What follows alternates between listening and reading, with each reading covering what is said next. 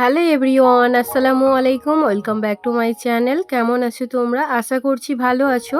তোমরা দেখছো রোজা রান্নাঘর উইথ ব্লগ। প্রতিদিনের মতো আজ আবারও চলে এলাম তোমাদের মাঝে নতুন আরেকটি রেসিপি নিয়ে। আজকে আমার রেসিপি থাকছে বাগানের তাজা পুঁইশাক দিয়ে কাঁঠাল দানা। ভিডিওটি স্কিপ না করে শেষ পর্যন্ত দেখার অনুরোধ রইল। আশা করছি তোমাদের ভালো লাগবে। চলো তাহলে দেখে নেওয়া যাক আজকের রেসিপি।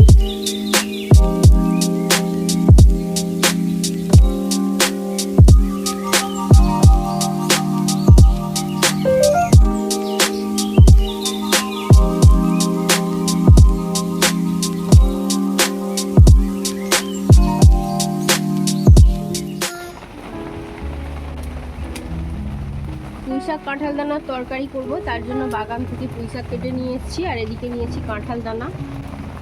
প্রথমে পুঁইশাকটা বেছে নেব।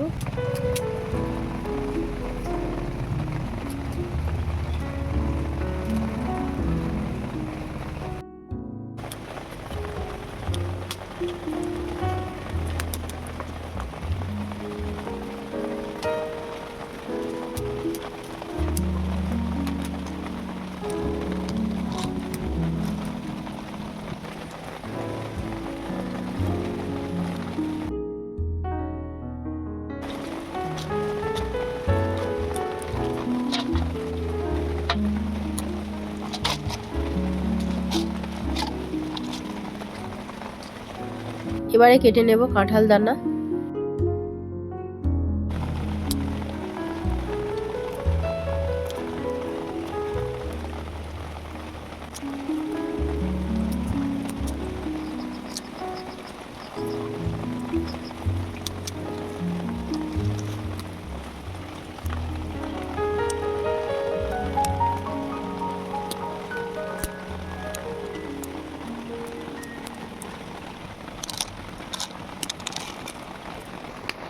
এবারে আলু কেটে নেব।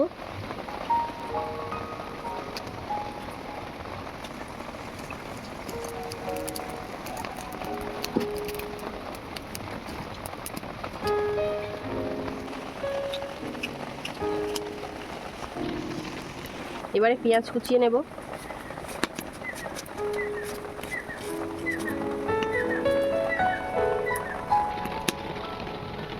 এবারে সবজিগুলোকে ধুয়ে নেব। উনুনটা জ্বালিয়ে নিয়েছি, এবার কড়াটা বসিয়ে দেব।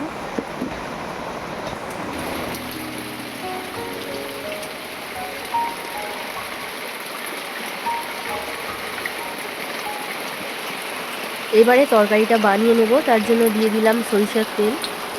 ফোড়নে দিয়ে দিচ্ছি একটা শুকনো লঙ্কা আর দিচ্ছি অল্প একটু কালা জিরে। ফোড়নটাকে একটু ভেজে নেব। ফোড়নটা ভাজা হয়ে গিয়েছে, এবারে দিয়ে দেব পেঁয়াজ কুচি।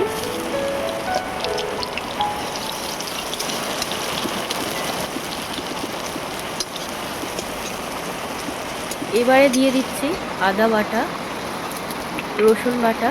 আদা রসুন পেঁয়াজটাকে লাল লাল করে ভেজে নেব।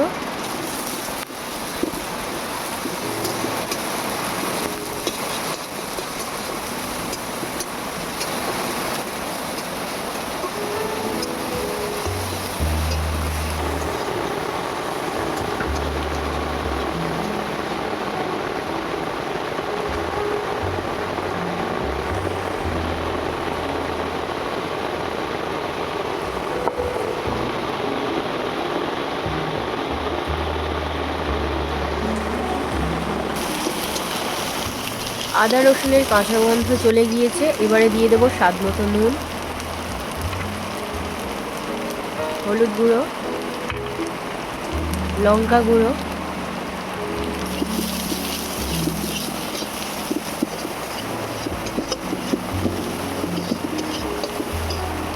এবারে অল্প একটু জল দিয়ে দিচ্ছি। মশলাটা ভালো করে কষিয়ে নেব।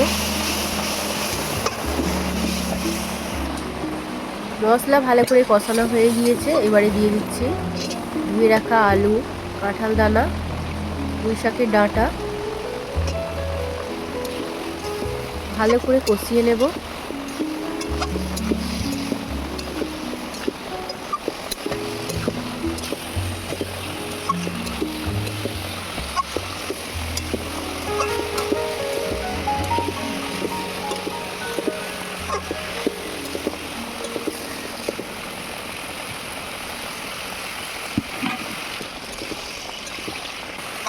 আলু, পুঁই ডাঁটা, কাঁঠালের দানা ভালো করে কষিয়ে নিয়েছি।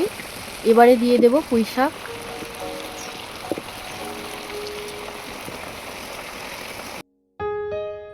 এবারে ঢাকা দিয়ে দিলাম। পুঁই শাকটা অনেকটা কমে এসছে, এবারে ভালো করে কষিয়ে নেব।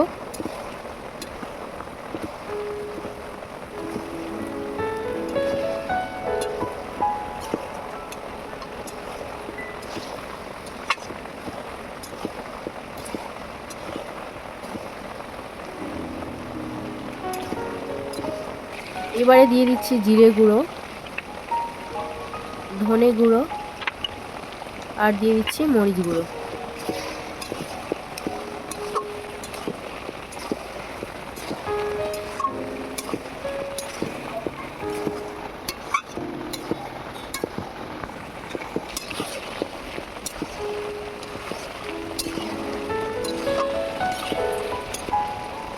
তরকারি ভালো করে কষানো হয়ে গিয়েছে, এবারে দিয়ে দেব জল।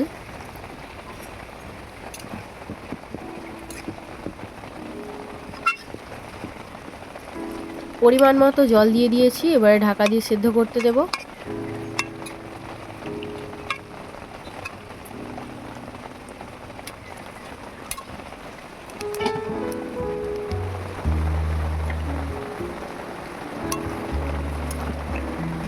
তরকারি হয়ে গিয়েছে, আবারও সবশেষে দিয়ে দিচ্ছি জিরে গুঁড়ো।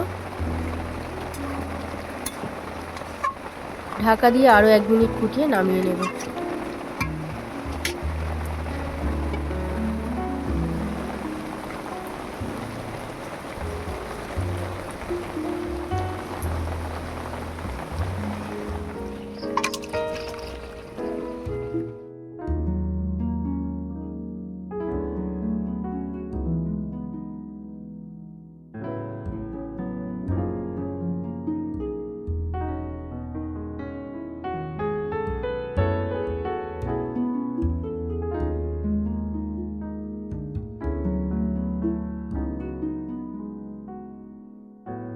আমার আজকের রেসিপি তোমাদের কেমন লেগেছে অবশ্যই কমেন্টে জানাবে।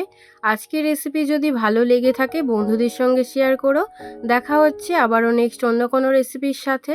ভালো থেকো, সুস্থ থেকো, পরিবারের খেয়াল রেখো। বাই, আল্লাহ হাফেজ।